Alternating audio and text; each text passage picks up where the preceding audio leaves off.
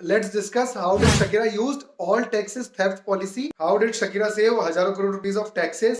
बात शुरू होती है 2007 से जब उसने Hips Don't Lie करा and then she went on doing Waka Waka. She even came to India for celebrating richest real estate developers birthday party and she charged 18 CR.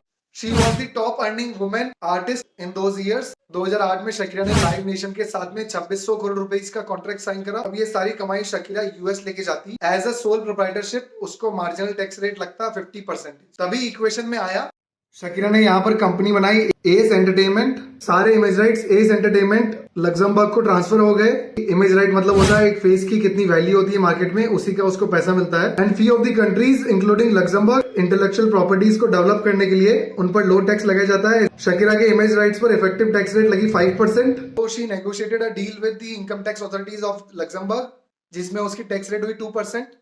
अब Shakira को पैसा वापस यूएसए लेके जाना था। यूएसए में पैसा लाने या ले जाने पर टैक्स लगता है। तो शकीरा ने रेजिडेंसी ले ली by the way of investment in the country of Bahamas. यहाँ पर उसने 10 करोड़ रुपए का घर खरीदा 2007 में और वहीं की रेजिडेंट हो गई। अब Bahamas is a tax haven, तो यहाँ पर पैसा लाने में 0 टैक्स रेट है। पैसा सीधा बहामास नहीं आया, पैसा आया from Luxembourg to British Virgin Islands to Cayman Islands and then to Bahamas. ये तीनों कंट्रीज में 0% टैक्स रेट है, इसलिए हजारों करोड़ रुपए की कमाई पर शकीरा को नील टैक्स लगा है and the only tax she paid was in Luxembourg that is 2%।